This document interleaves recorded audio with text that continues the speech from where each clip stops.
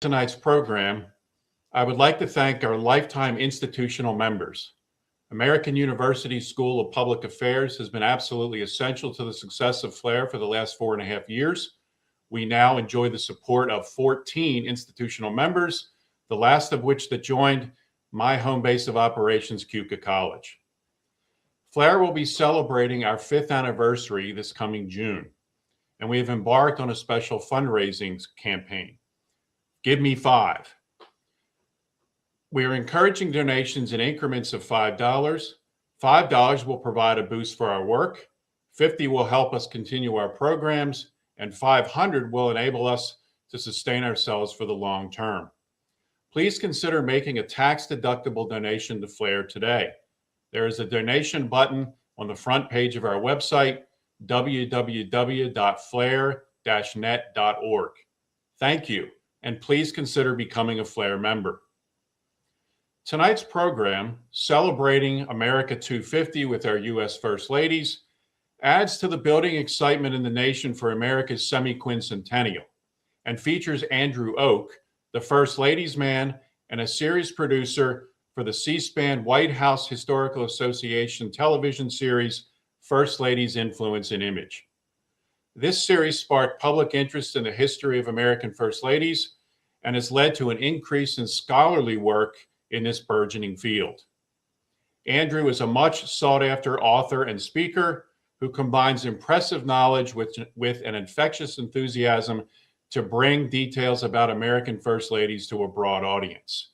Tonight, he will assess the history of the United States from the Revolutionary War through the Civil War through the experience and accomplishments of American First Ladies.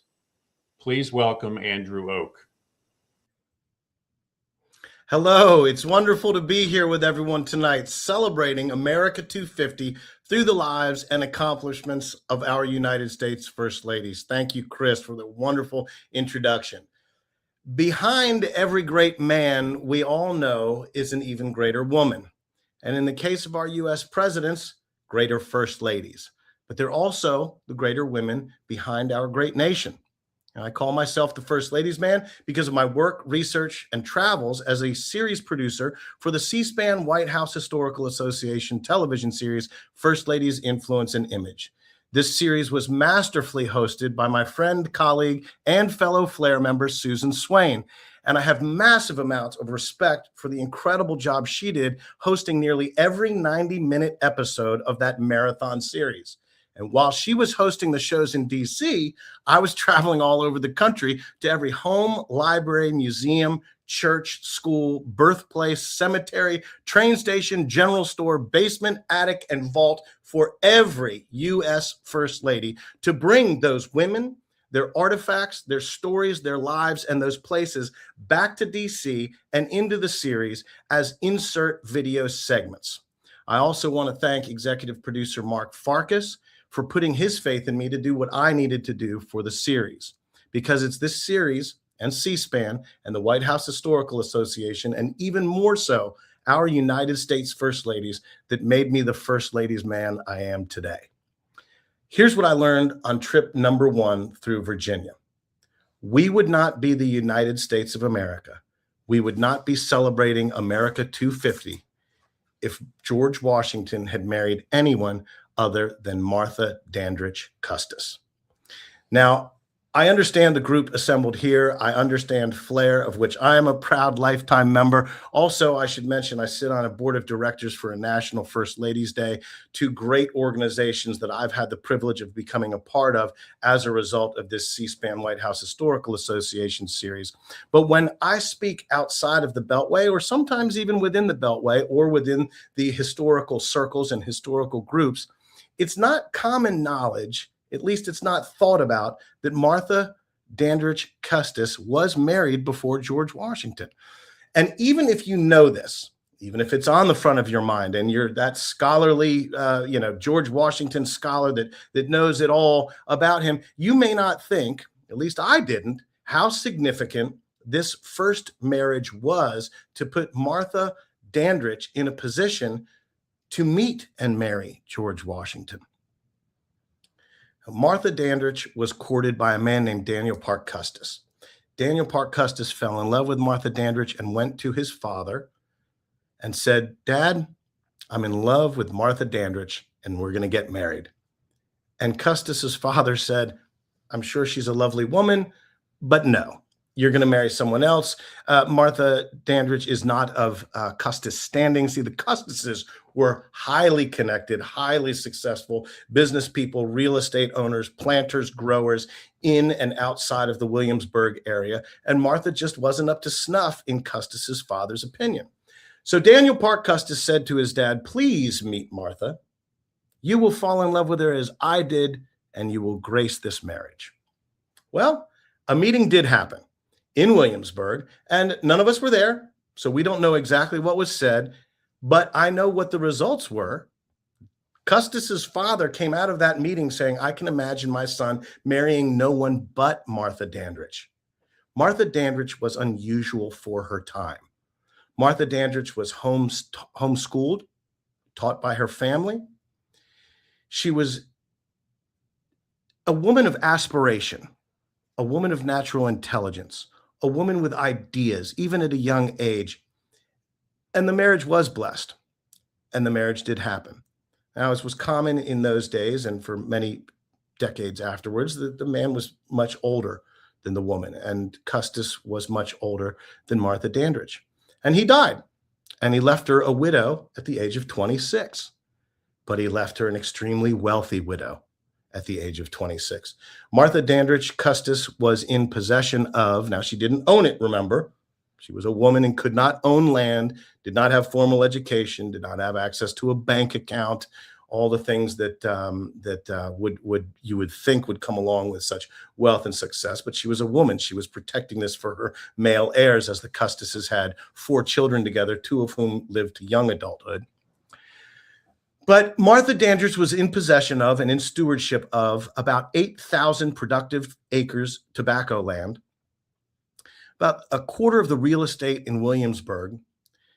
She had 3 to 4 times the Virginia state governor's annual salary in cash on hand in silver. Martha Dandridge was extremely wealthy. We have to consider Martha Dandridge Custis as the first successful female CEO of the New World, or one of the first successful female CEOs. She was managing this land. She was managing this real estate. She was managing this wealth. And one of the first things she does is she contacts the buyers of the tobacco in Europe, and she says that Custis has died. She said, "I'm in charge. The tobacco continues to grow. The price remains the same, or fair market value, and you will continue to buy." Paraphrasing here, of course. But she took charge of this empire, this corporation. And more importantly, Martha Washington did not look as she did in the photo with a bonnet and apron. The 26-year-old widow that General George Washington met looked like this. Now, I can't hear the reactions as we are not in a live room together, but I can tell you in nearly all of the almost 400 speeches I've given since the end of the series, people ooh and ah. And sometimes I have to say it, but sometimes people say it for me. Martha is hot. Martha is a babe. She was referred to in a recent speech as a dish. She is. She's very attractive. And General George Washington, a young, strapping, tall, successful military hero of his own right, they would have cast quite an image walking into any room. I can tell you this. If I was in Williamsburg in the 1700s, I would have taken the wheels off of George Washington's carriage or pushed him off the porch at the governor's mansion to get ahead of him in line to meet the widow, Martha Dandridge Custis. She's young, she's successful, she's intelligent, and she's extremely attractive. Now, what George Washington does next is the unthinkable. And this is where Martha Washington comes in as such a crucial puzzle piece, chess piece element of the American Revolution. George comes home to his wife. I'm imagining and modernizing and paraphrasing a bit, but she's sitting there on the couch and he says, "Honey, I was down at the pub with my boys, Tom and Jim and John and Ben. You know them all. They've been around, and we've got this great idea. we're going to overthrow the King and Queen of England. We are going to challenge the greatest military force, our bosses, in the world. We're going to do it with almost no resources, with almost no experience. The whole thing's going to take longer than any of us could imagine. And I need you on board with this. Now, before you answer, I'm going to need some of your money. I'm going to need some of your privilege, some of your social standing. I'm going to need you to come to nearly every winter encampment of this extended, ridiculous thought of a revolutionary war, because, as George Washington writes in letters, I don't think clearly without my wife at my side. Now, I made the mistake of reading a few books that kind of romanticize and talk about Martha's role in the Revolutionary War as mopping the brows of soldiers in field hospitals and sewing buttons on uniforms. And I told a woman this at Valley Forge, Nancy Lone, who still knows so much more about revolutionary women than I do. And she said, please don't put that in the series. Please, I know where you got it. I know where you read it. I know who wrote it. It's an ancestor of a relative, of a nurse, of a something or other, and this, and it's just not true. Martha Washington was the wife of the general leading the revolution against the King and Queen of England, against the most powerful navy and military force in the world at the time. She was not sewing buttons. She was organizing dinners. She was inviting guests of visiting dignitaries, generals, military officers, significant figures in this revolution. Even traveling at great personal risk. I'm not exactly sure how people knew who she was, but people did. We didn't have mass communication. But as she's traveling along with this entourage, and I've seen the shopping list or the packing list for Valley Forge and other winter encampments, the amount of butter and eggs alone would have taken 2 carriages, horse-drawn carriages, over frozen tundras all the way. It took her months to get there, to these winter encampments from Mount Vernon in Virginia. And she was hosting these dinners, which were strategy sessions. She was hosting these generals, these wives of dignitaries and generals that were bringing news from Philadelphia, which at certain times was occupied by the British. This was vital, crucial information that went to strategy sessions and all of the things that went into the planning, the operational success of the Revolutionary War that made America. And Martha Dandridge is a massive part of that. Because when George Washington said, I need you to be on board. I need you to be there with me at these winter encampments. Because guess what, folks? When everyone goes home, when the dinners are over, when the religious ceremonies are over, when the theatrical performances, all the things that were meant to content and contain these great minds of the day that were constructing this democracy, this republic, this America, this Revolutionary War, when they go home, who's left there together? George and Martha. And this is in the time that if a dinner party went badly, so did the strategy session. If people weren't well fed, if people weren't warm, if people weren't attended to in the right way, it didn't have them in the right frame of mind, and there was no other way to do this. This was where it all went down. And it went down like it did because Martha was the hostess. She was the first. There's no other first lady, even though we didn't call her first lady at the time. She was Lady Washington. But that's how significant she is to this story. And that's how the American Revolution doesn't rest squarely on the shoulders of a 26-year-old widow that caught the eye of young General George Washington, but it's pretty firmly planted there. And if George Washington had married anyone other than Martha Dandridge Custis, if he had married his high school sweetheart, Susie Smith, maybe Susie didn't have the wealth. Maybe Susie didn't have the real estate. Or even if she did, maybe Susie didn't have the wherewithal and the natural intelligence to manage that wealth and those resources. Then who would have to do it? George. And if George had to manage the wealth and the estate and the real estate and the acres of tobacco land, then what couldn't he do? Run up and down the East Coast fighting the Redcoats, becoming America. Now, the series was called Influence and Image. That's pretty influential. That's number one. But we have to kind of put Martha in that place of uniqueness. She is in a category all of her own. There was no blueprint. Keep in mind, folks, unelected, unpaid, no job description, and no legal obligation to fulfill this role of First Lady, least of all with number one. So where does a television producer turn to show the audience influence? I only had to go to number two, and that's Abigail Adams.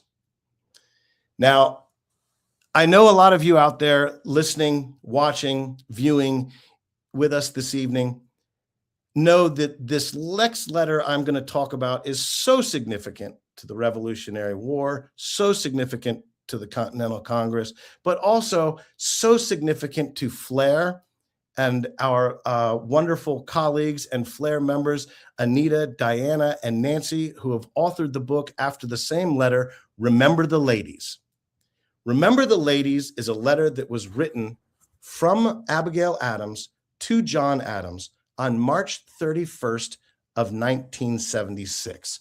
Now, I'm going to brag for a minute here because this incredible series conceptualized by C-SPAN and the White House Historical Association gave me so many opportunities that even before, just as a television producer, just doing what I did to do my job was enough, was incredible.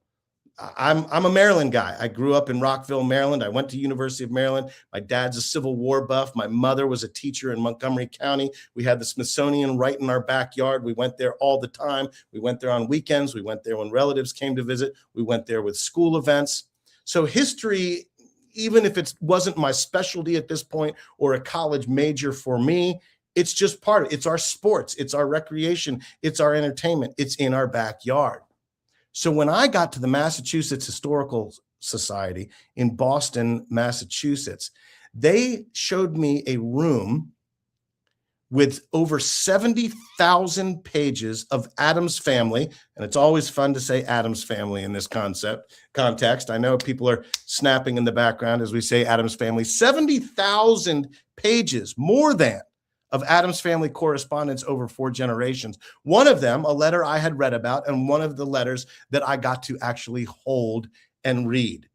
Now, I didn't hold the bare, naked paper of the letter. It was in a plastic sleeve. That plastic sleeve was in a manila folder. I had white curator gloves, and there was an armed guard in the room with us at all times during this, which was ominous to say the least. And I wasn't even allowed to film wide angles of the room and things like this because they're so careful with it and so protected. They didn't even want people to know what the rooms looked like. But I was able to hold the letter in a manila folder and put it up to be videotaped, to be filmed for the series.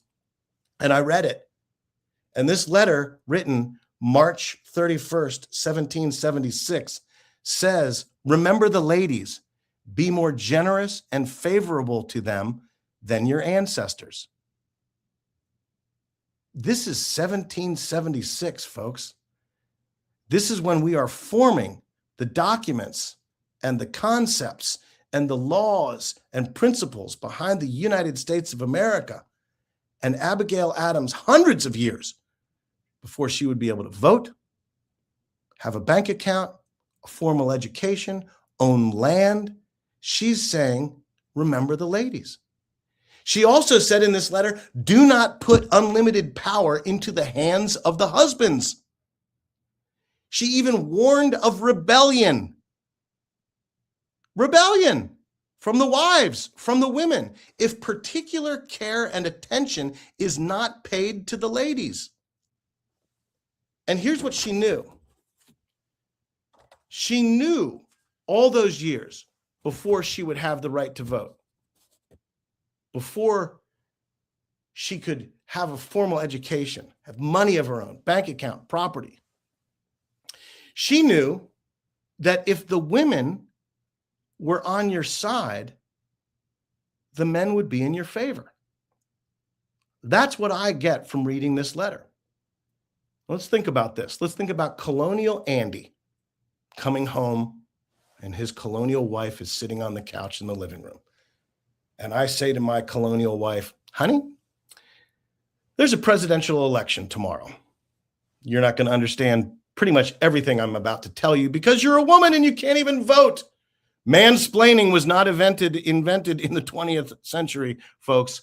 The colonial men have been doing it forever, and especially in terms of these, and saying, I'm going to vote for this guy, John Adams. If my colonial wife says to me at that point, that is the dumbest thing I have ever heard you say, then I think, maybe I shouldn't vote for John Adams. My wife thinks he's a knucklehead. He didn't remember the ladies. He did not consider the ladies. They are not in his favor. Therefore, I am no longer on his side. But if I say to my colonial wife, hey, I'm voting for John Adams, and she says, that's the smartest thing you've done since you asked me out on our first date, I think, that is smart.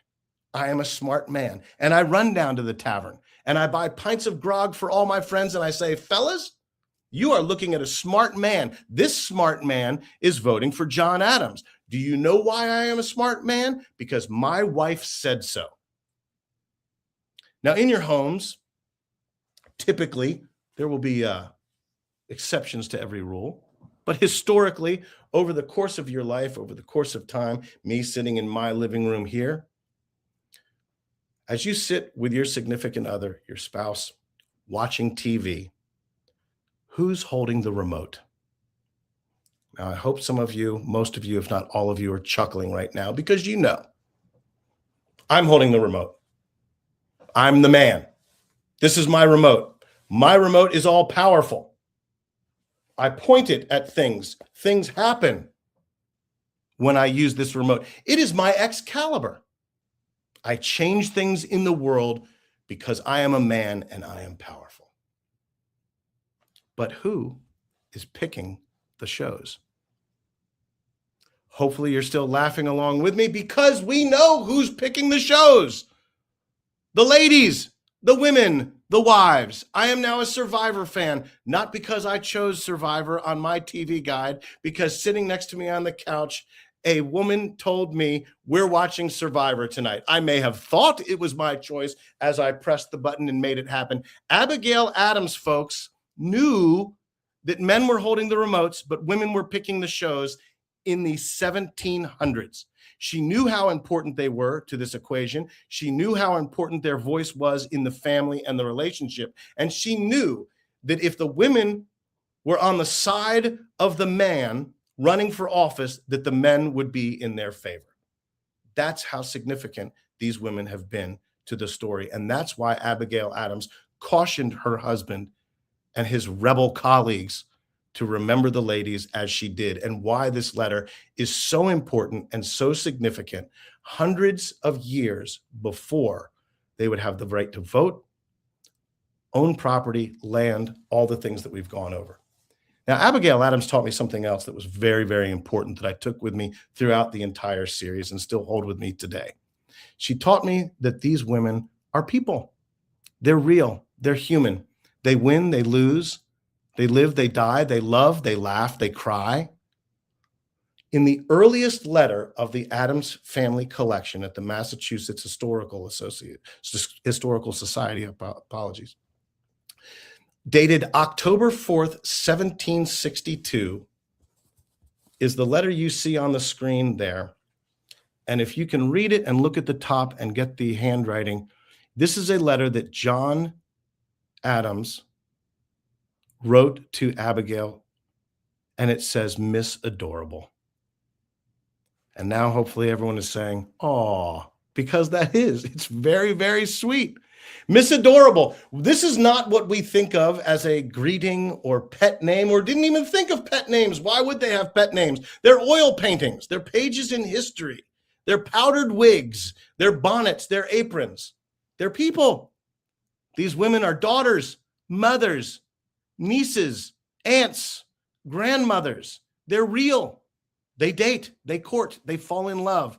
And John Adams says in this letter, paraphrasing again, I would like to come over after the hour of 7 o'clock and give you a kiss, for I've given hundreds before without complaint. Now let's modernize that for a moment, shall we?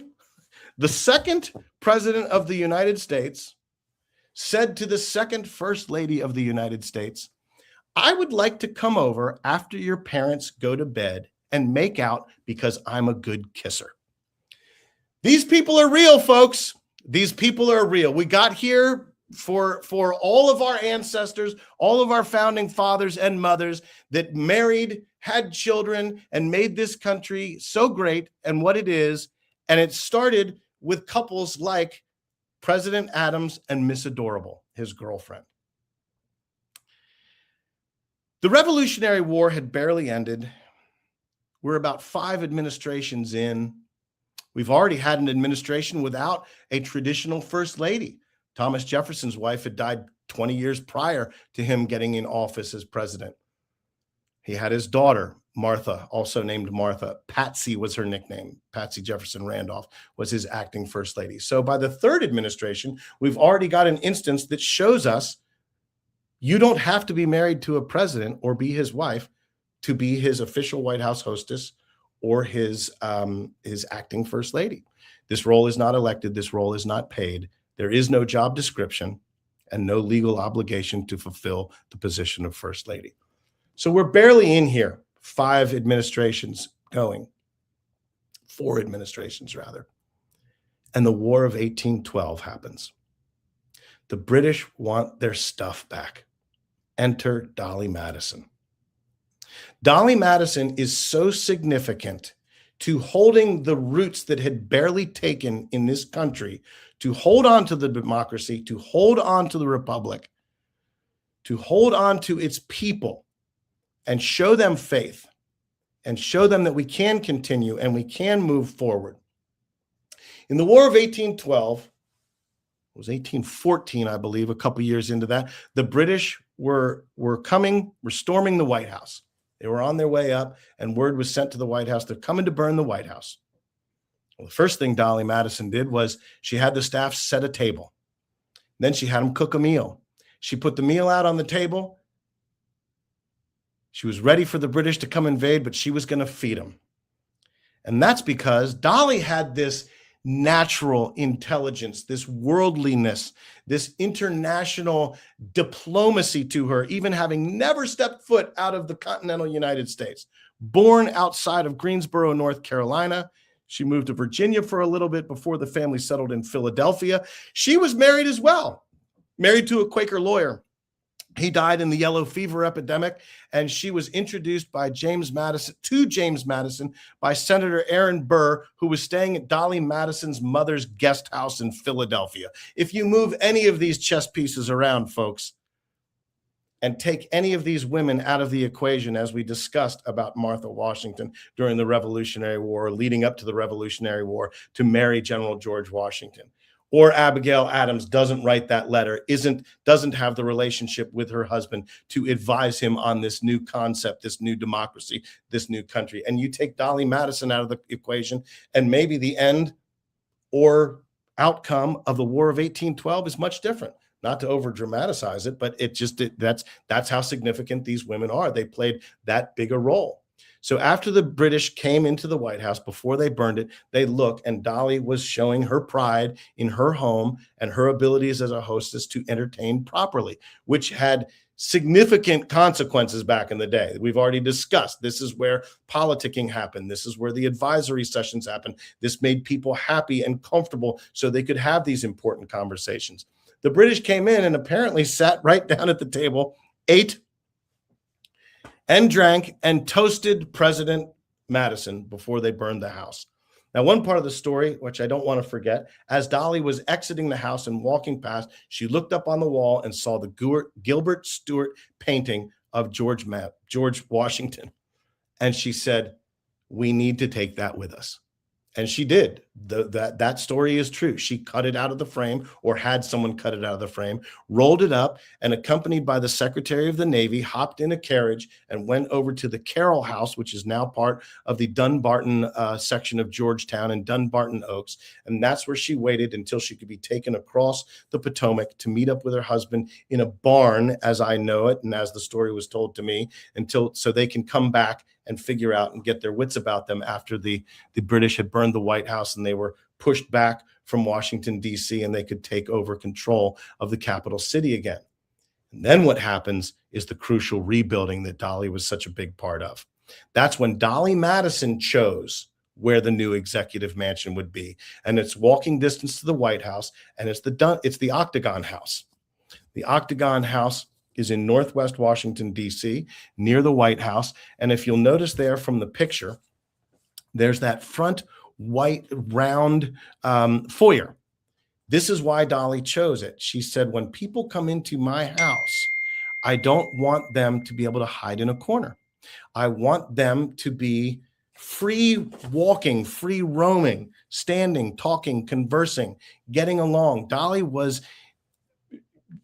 groundbreaking at putting people that disagreed next to each other in rooms, at tables. In fact, her receptions continued after the White House was burned in the Octagon House. They were called squeezes. They were called squeezes because you literally squeezed as many people into that house as physically it could hold, bursting at the seams there on that first floor. You look over into the cornered sections of the Octagon House. Over there on the right is where the parlors were, and in a larger dining room. And this is where her guests would pack in and squeeze into to go to these regular parties that Dolly would host.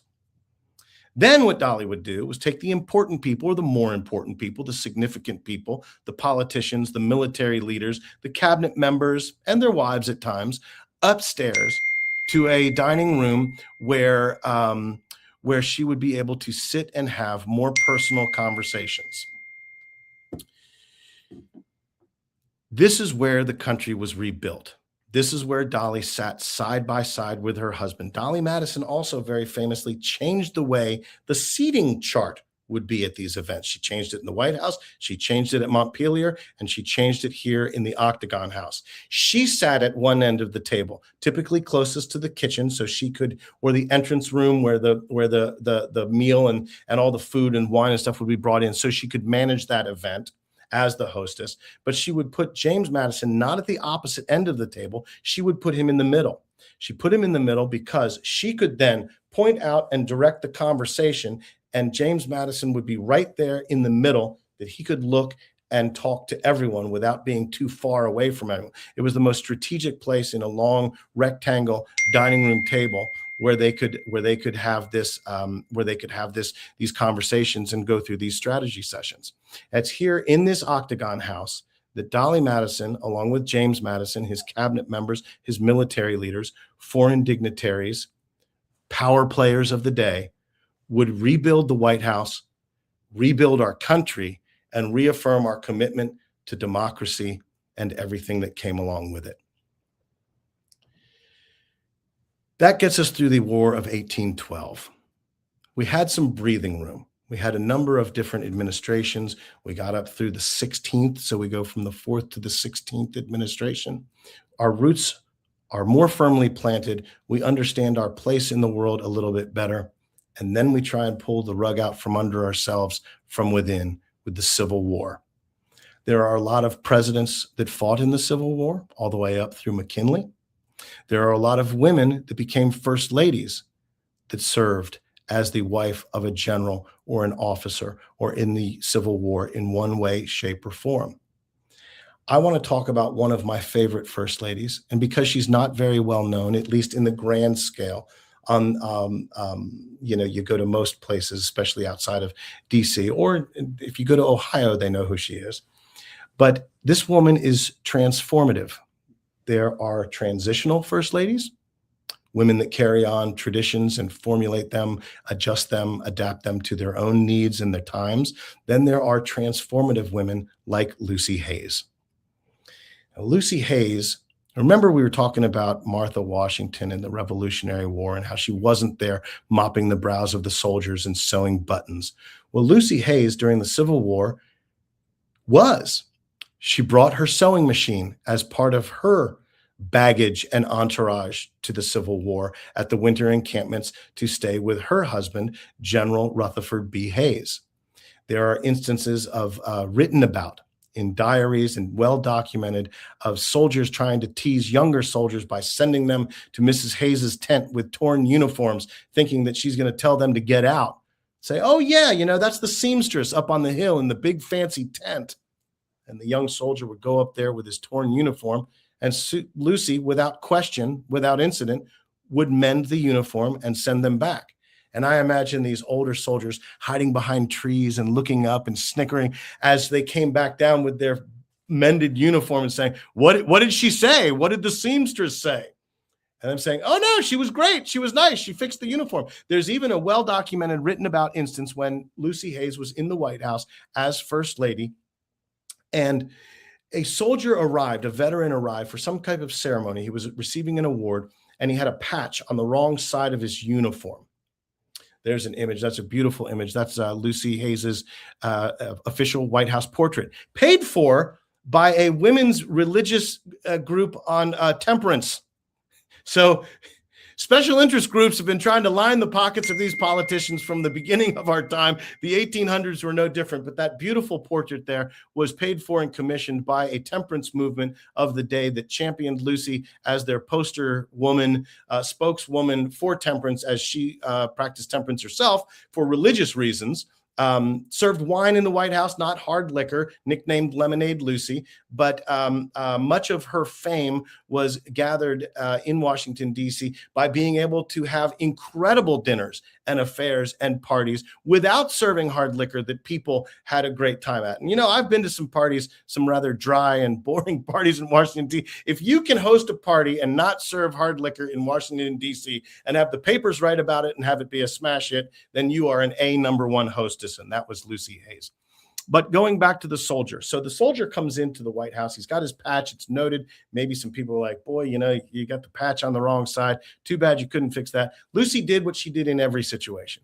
She took the situation into her hands, her control, literally took the soldier's uniform, walked over to a side table, opened it up. She always kept needle and thread around. She took the patch off the wrong side, put it on the correct side, fixed it for the soldier so he could represent himself favorably, honorably, and have his uniform in order. That's what Lucy Hayes did. And she learned this as the First Lady of Ohio.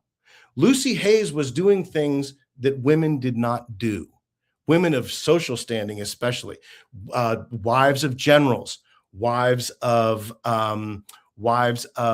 governors. She was the First Lady of Ohio when her husband was governor of Ohio. And what she did for her husband, at her own choosing, she would go to veterans hospitals. She went to mental institutions. She went to orphanages.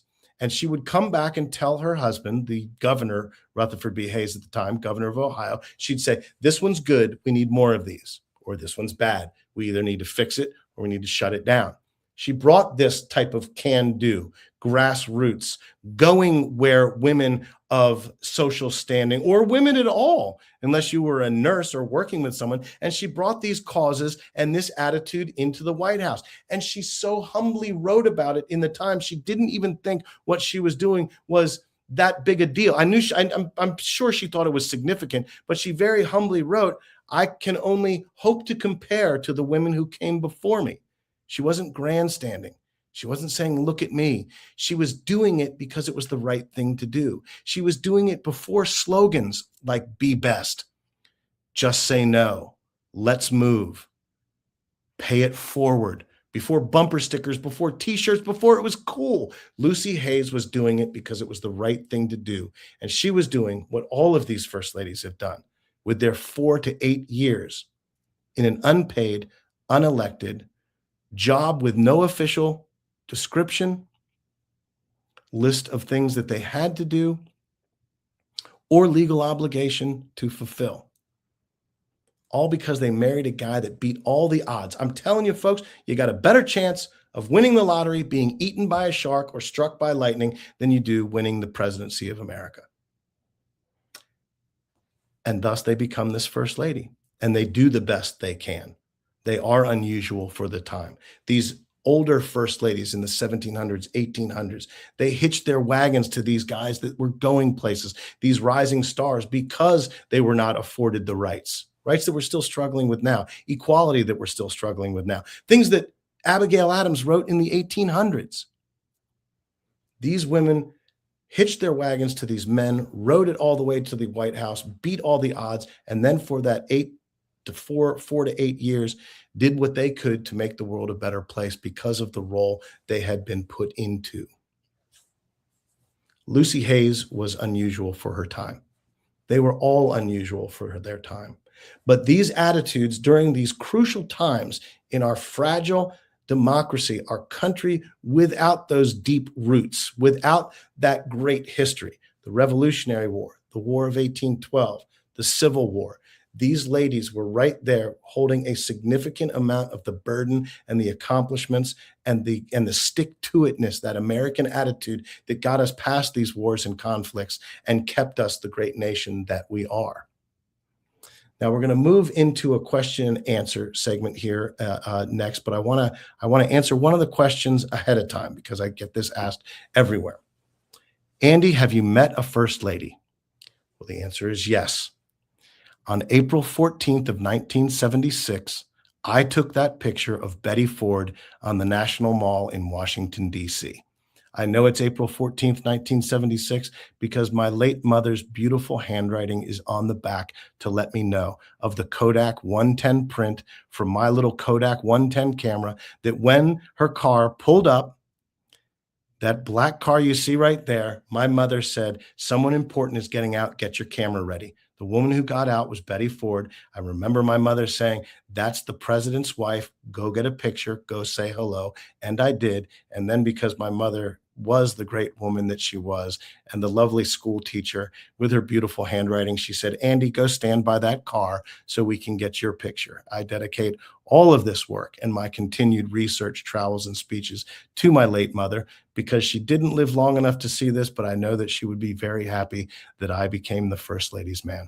And thank you for your time tonight. It's been an absolute pleasure and honor to be here with Flair and represent these women in the way that I've been chosen to do because of the incredible opportunity afforded to me by the CSPAN White House Historical Association, First Lady's Influence and Image. Well, Andy, you have certainly made a very compelling case as to why these first ladies are so important to American history. I also think there's something about destiny here in the light of the fact that we go all the way back to 1976 and you're hobnobbing with first ladies and Sure. today. Right there in my tough skins, sized about 3-4 sizes too big to last me all the way to junior high, and my favorite green denim jacket there. It was quite a day. Yeah, well, I'm sure. Like I said, I think it was somewhat destiny that you're in the position you are now. I can say, though, with near certainty, I don't think I've ever done any research under armed guard before. So I liked hearing that story about you at the Massachusetts Historical Society. It was quite I have a couple of questions of my own before we take questions from the audience. Did Martha Washington in any way express hesitancy for going to, her husband's camps during the winter seasons? I mean, was there ever any option for her to do anything other than what George Washington wanted her to do?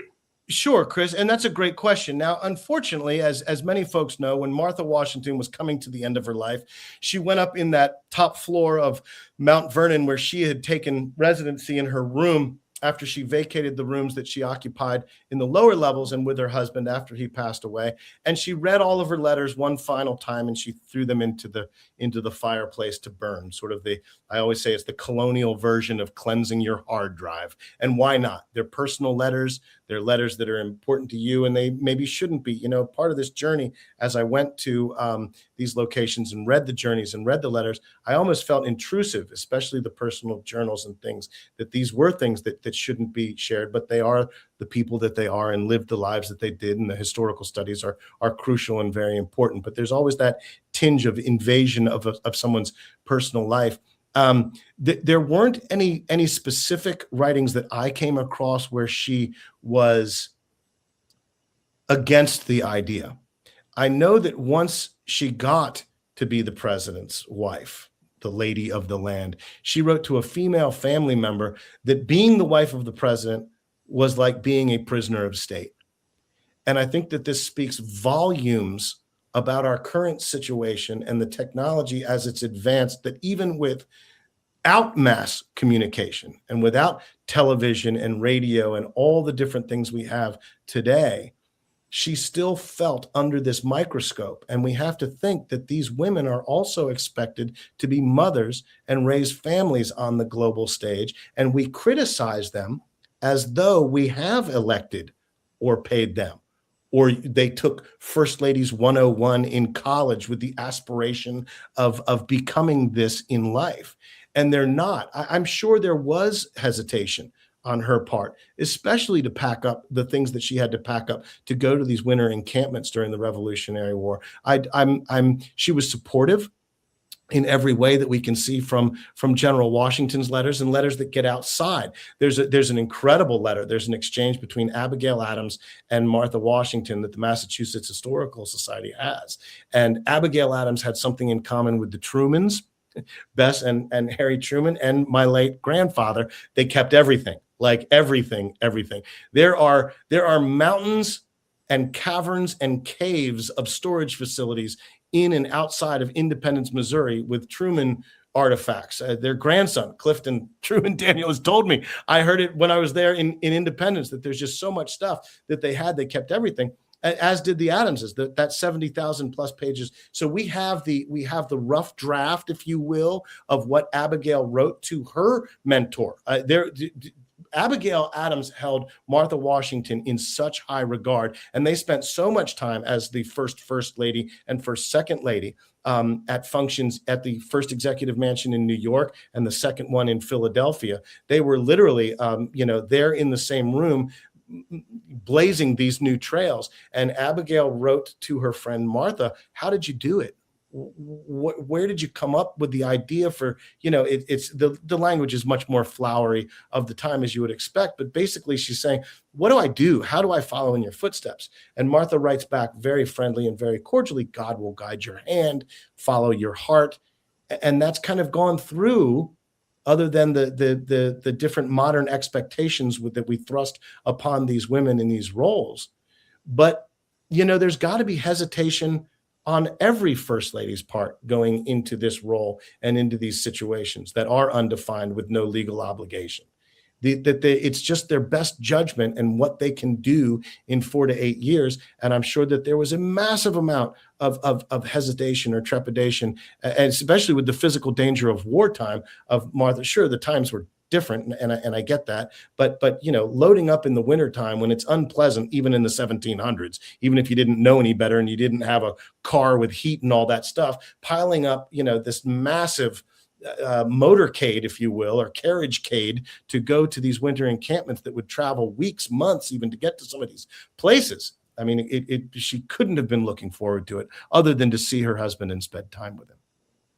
So in line with that thinking, do you have a sense that Martha Washington and or Abigail Adams had a sense themselves of what the American people might have expected of them? Yes. What they thought they had to do as First Lady? Yes. And that's a great question. It's that one letter that we do know and have that says, "I was an enemy of the state." That she understood the significance. She understood that microscope that she was under, that people were watching. And no matter how confident she was in her own abilities or what she was doing in blazing these trails, she had to sit back. I know that she spent, in Mount Vernon, you can go there and they'll show you the room where she took her morning meditations and read her Bible, filled with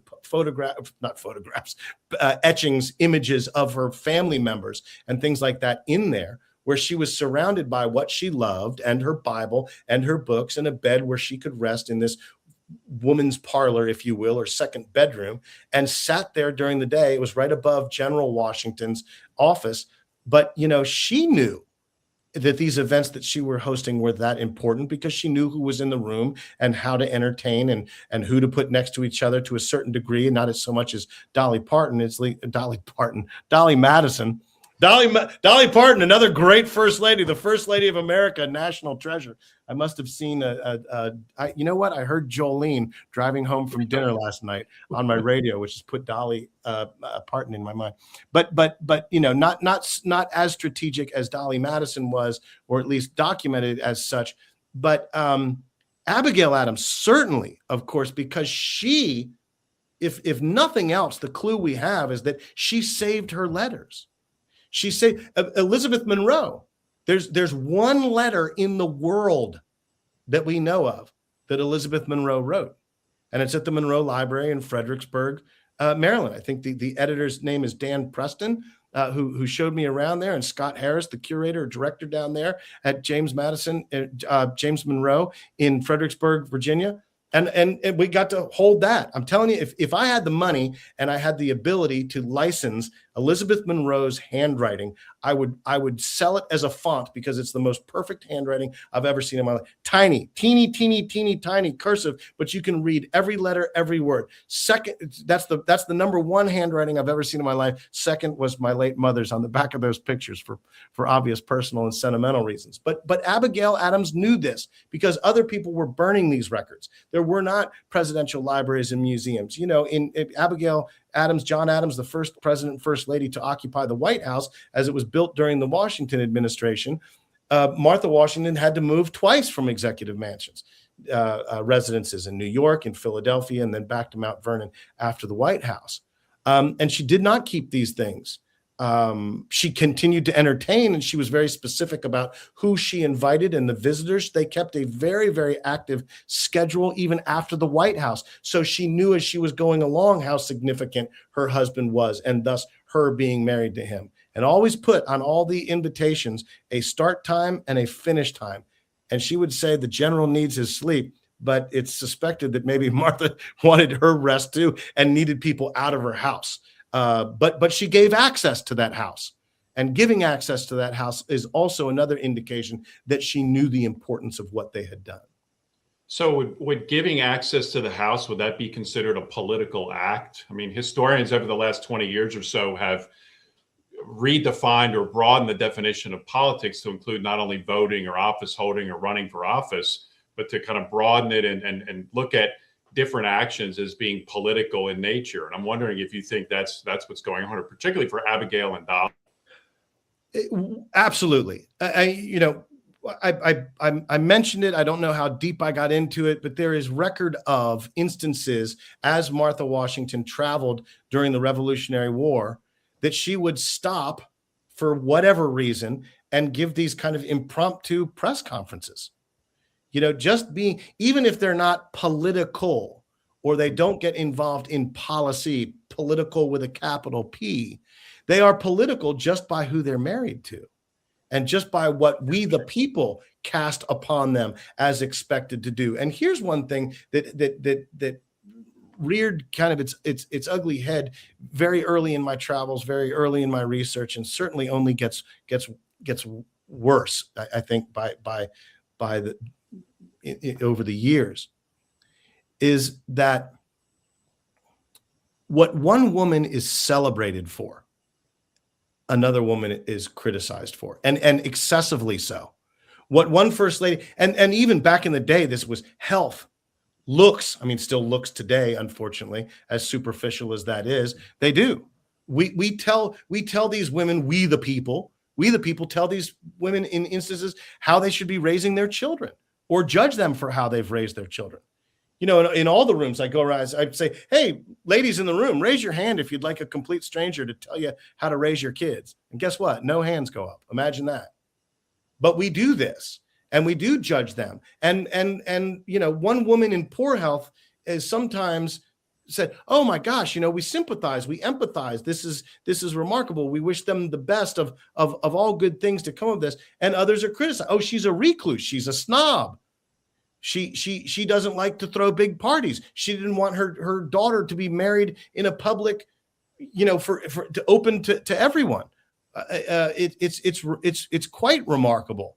And when you look at this unique sorority of women, you know, from the beginning to the end, as the series covered Martha Washington through Michelle Obama, who was first lady at the time, and now, of course, my studies and my books go up through 2016. That's about as recent as we can get, because we don't have an Obama museum yet to get to further the study there. Hopefully that opens very, very, very soon. We can get there. And now we've got Dr. Biden added on, and then Trump part 2, you know, things to expand. The story will always continue, as we'll always have a first spouse, a first partner, a first lady, a first gentleman, something, as we have this role of president.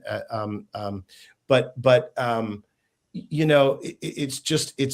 interesting to look at the commonality of all of them, because as these first ladies have said, especially in modern times, no one can understand what a first lady goes through other than another first lady.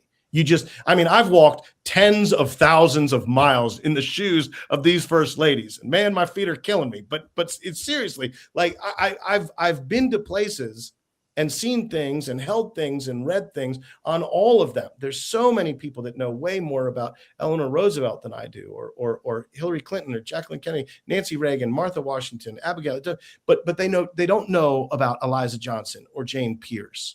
And when you sift through all of these books and all of the information in the journals, as the series required me to do, and go to these places, and you can myth bust some of the things that have been romanticized, exaggerated, or just plain made up over the years, and put these commonalities together between all of the women while still looking at them as individuals and separating them from their husbands. That's very, very hard to do. When you go to these places that are presidential birthplaces and presidential libraries and presidential museums, et cetera, et cetera, et cetera, you walk into a room with a director or a curator who has worked there their entire professional career, they can't help but say, in this room, Abraham Lincoln; in this room, John Adams; in this room, James we'd stop, say, well, cut, let's walk out and let's walk back in again. And I don't want to hear about the president. We've heard enough about those guys. Yeah.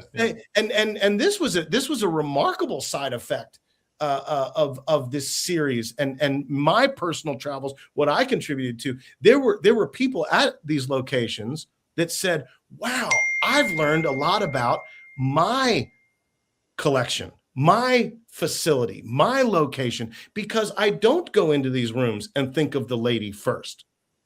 She could be part of the story." And she could be part. There's only, unless you go to Plains, Georgia, which I did for President Carter and Mrs. Carter, you can separate just about anyone almost completely from each other until the love story. But President Carter's mom was there in the delivery room as Rosalind Smith was delivered, and they went to the same school, and she was friends with President Carter's sisters, and Miss Lillian was the hospice care provider for Rosalind's father. Just on and on and on. That's a very unique situation there in Plains, in a unique place, which I love dearly.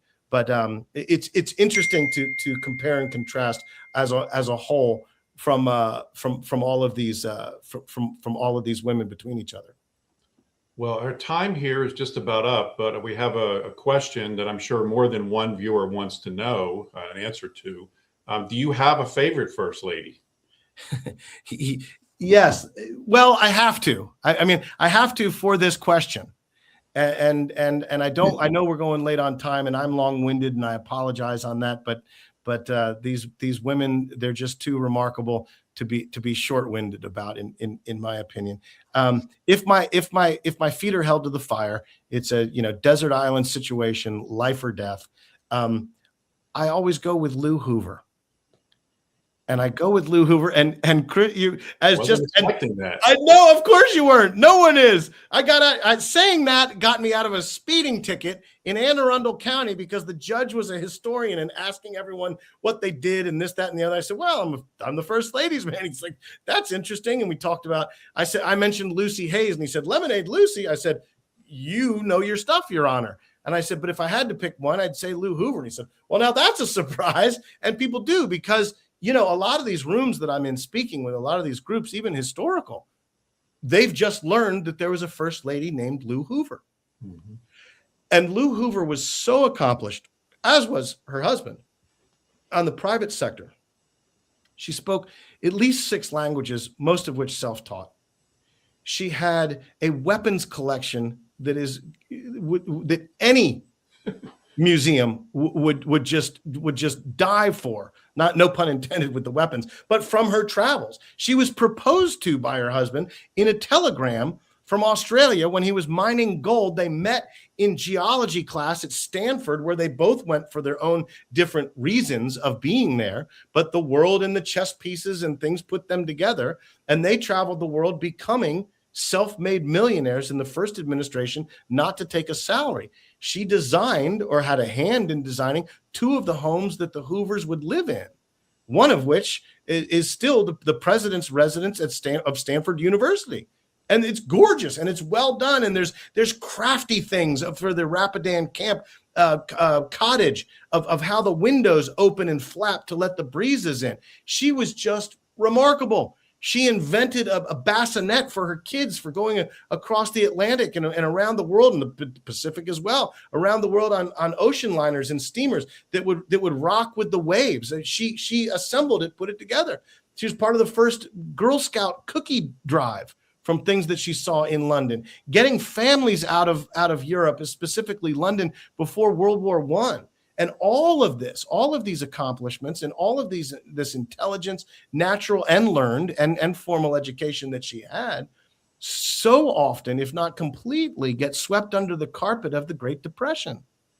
You know, these women fall victim to, you know, I mean, gosh, we could do another hour on Edith Roosevelt and how you don't know much about her because TR was such a huge figure. But that doesn't mean she wasn't doing her stuff behind the scenes and even in front of the scenes. And Lou Hoover kind of tops the peak of that with her accomplishments, what she did before, during, and after the White House that just get lost in the turmoil of the Great Depression.